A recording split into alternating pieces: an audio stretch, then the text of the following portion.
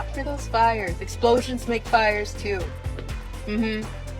Explosions make accidental fires too. And then, oops, we don't know how that happened. And then you look into it and you see that it's tied to something that's tied to something that's tied to something that's tied to trafficking. And then you realize, oh, it wasn't just an explosion. Dave Chappelle just entered the LA fires conversation, and he's bringing the heat by exposing some shocking new conspiracies that will leave your jaw on the floor. The conspiracy theories surrounding the LA fires just keep getting wilder and wilder, and as more celebrities drop their 2 cents on the matter, it seems like nobody actually has any idea what is going on. Well, that is until Dave Chappelle jumped in with some new theories about how the LA fires might have something to do with Diddy's RICO case and the so-called industry freak-offs where so many horrific things happened. Dave also believes the FBI has gotten involved and they're looking into the links between these fires and potential celebrity cover-ups. It seems strange at first, but when you begin to stack up the receipts, it definitely seems like there's something fishy going on with the fires. But is the FBI really investigating Diddy's connection to the fire? And what did Dave Chappelle have to say about all this? Somebody on Facebook posted this, and it looks to be lasers shooting out of the sky and lighting things on fire. People think that the fires in LA are being started by this laser.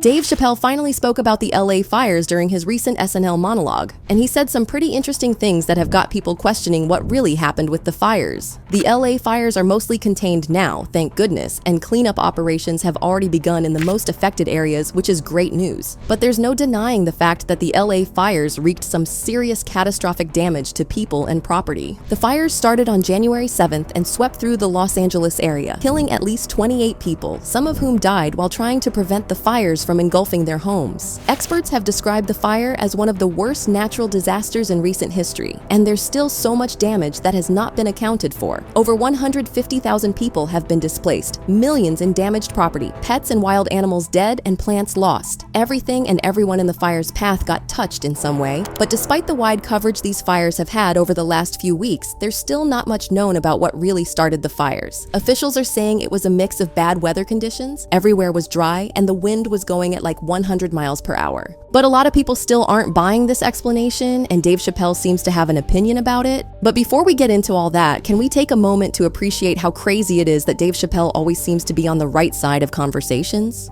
Like, remember when he spilled the tea about Hollywood having a conspiracy to emasculate black men? Comes in, I think he's a writer, he's like, Dave, listen, we got this hilarious scene where Martin's sneaking out of jail, so he disguises you as the prostitute. And he put this dress on, and huh? What? Nah, I'm not doing that. I don't feel comfortable with that. That should have been in the discussion. What? You don't feel comfortable with it? I mean, it's a hilarious bit. All the greats have done it. So, well, if all the greats have done it, it's kind of hacky, right? You're right. So why don't we just not do it? Because I don't feel comfortable wearing a dress. Oh, come on, Dave. Listen, we got it all set up.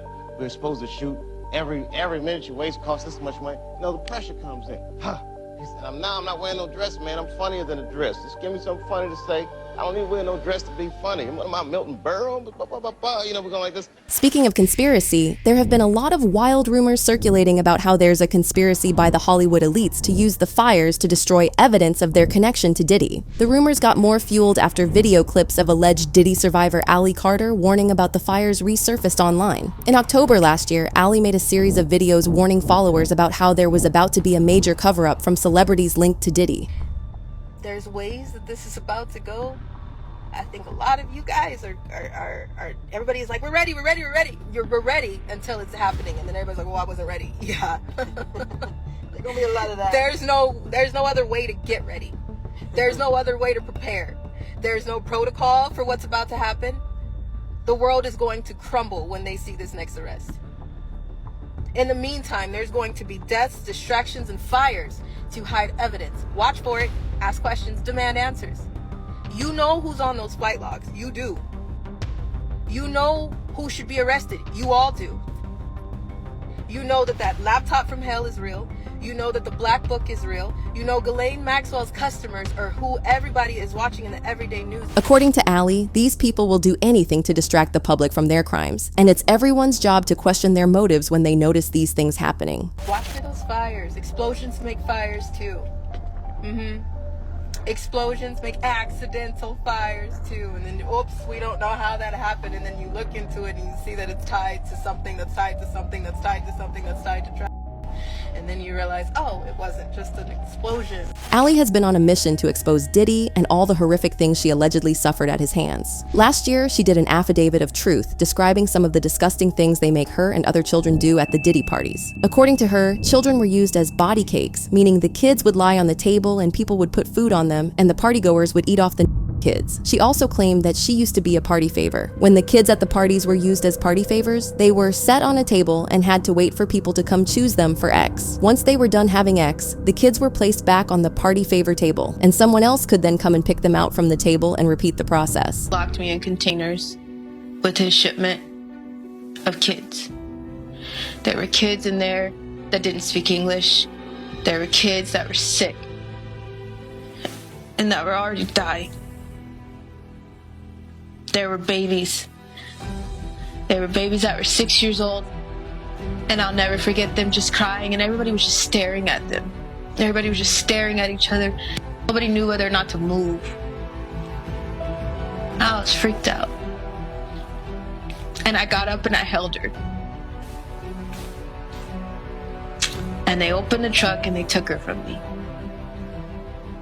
Because they said she was already sick. And they killed her.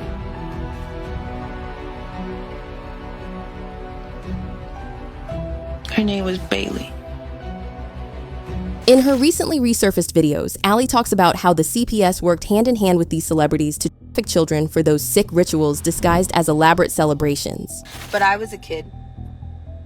And all of this situation, everything that we're talking about, everything that I've been talking about, I was under the age of 18. Let's start there.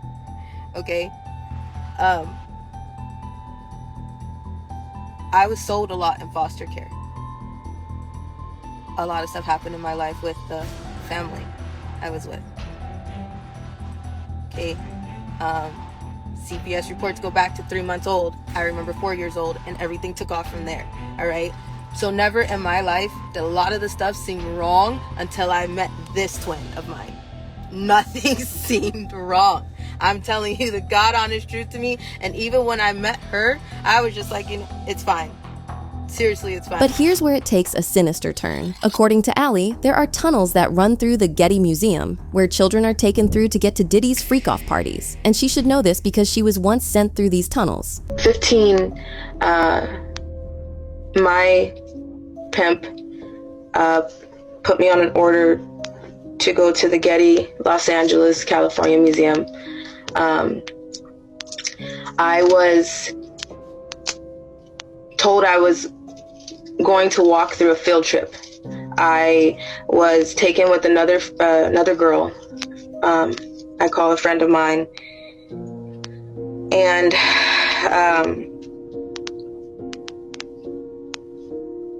we were put in dresses and sandals. We were taken in a sports car. We're not taken in a sports car. We pulled up to the museum in a sports car. We were told that we were trying to give a different appearance. So we were walking through, I remember walking through kids. I remember walking in and seeing school buses. I remember walking in and seeing children and chaperones through the museum. And I remember people staring at us as if it was as if we were somebody special. We walked through the museum. There are,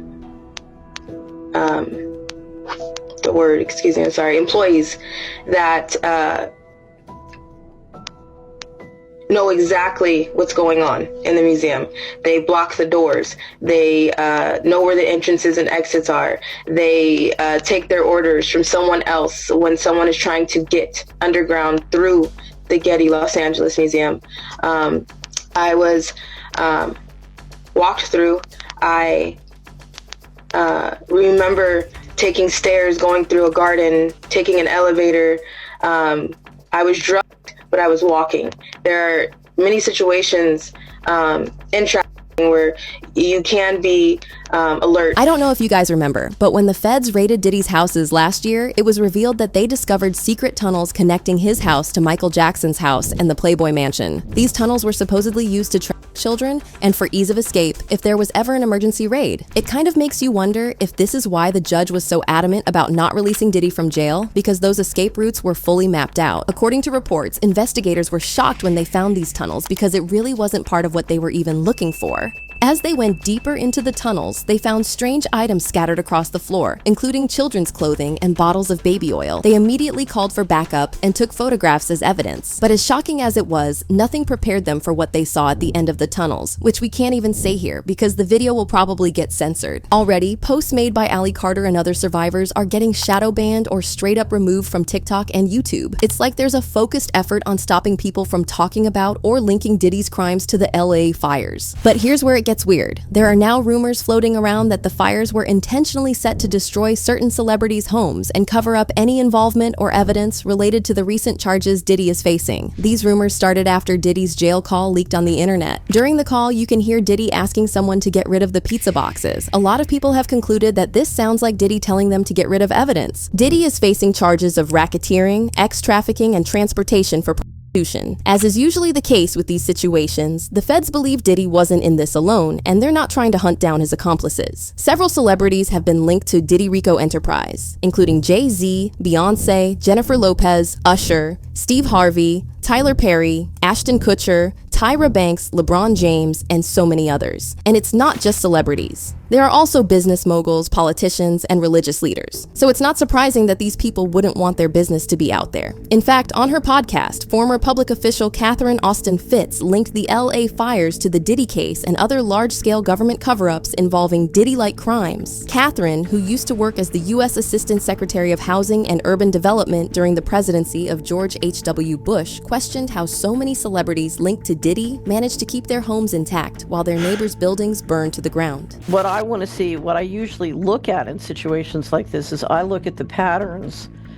of who got wiped out and how. And one of the first questions, I'll be honest, that I'm going to look at when I look at some of the communities involved is how many of the homeowners were on the P. Diddy list. Yeah, I think that's on everyone's mind, to be honest.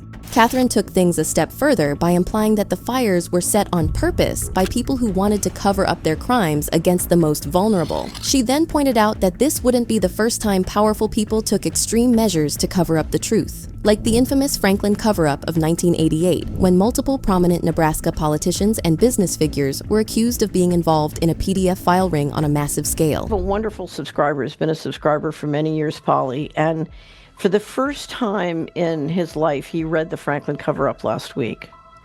And I spoke to him last weekend, and he said, I keep hearing you, he said, you get frustrated because people don't understand the importance of financial transaction freedom to their lives. And I hear you keep telling people who say, well, I don't have many assets, and if they take my assets, I don't care. And I hear you telling people, wait a minute, they can take your children. They can mandate health treatments to your children, and they can literally take your treatment. And he said, you need to understand that even though I've been a subscriber for 10 years, I didn't understand what you were saying. And he said, I don't think most people understand what you're saying, but I read the Franklin cover-up, which is one of the best, highly documented cases of a pedophilia ring in America. And he said, now I understand what you mean. Now I understand what you mean when you say they'll take your children, and what that really means, and why financial transaction freedom is so very important to me and to you, because we cannot allow that to happen. So he said, this is the first time that it really got to be personal. It really touched me in an intimate and visceral way. And, I've seen dreadful things done in the interest of covering up the pedophilia rings.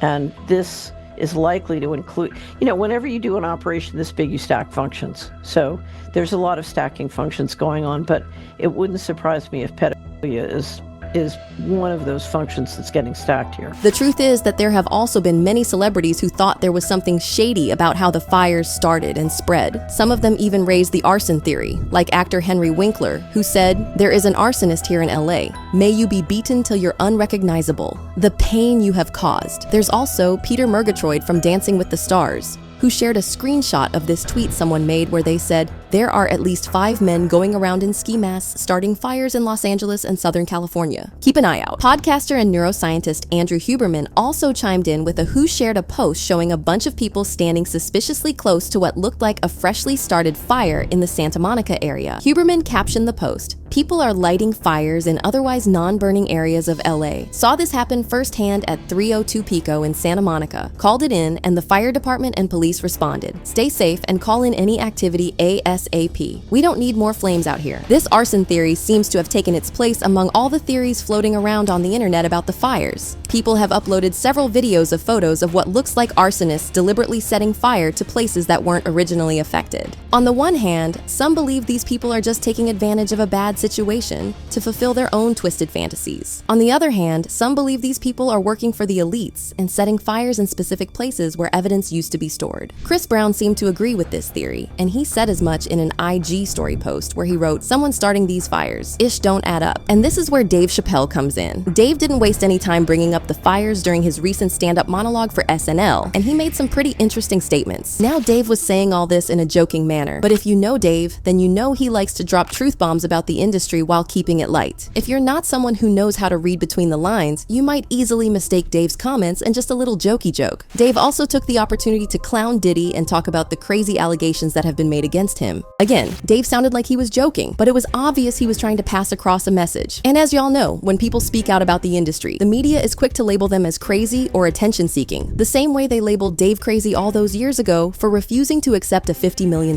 deal. Cat Williams later talked about this during his viral Club Shay Shay interview, and according to him, Dave didn't just walk away from $50 million. He walked away from a deal that would have cost him his values and forced him to do things he didn't want to do. But the feds are looking into the fires and trying to uncover all the links between Diddy's case, celebrities, and the fires. If this is true, then the whole Diddy case just got much more complicated than we could ever imagine. But do you guys think the feds have caught on to whatever scheme is playing out with these celebrities and the LA fires? And do you think it'll have any impact on the Diddy case? Let us know your thoughts in the comments section, and be sure to stick around for more videos like this.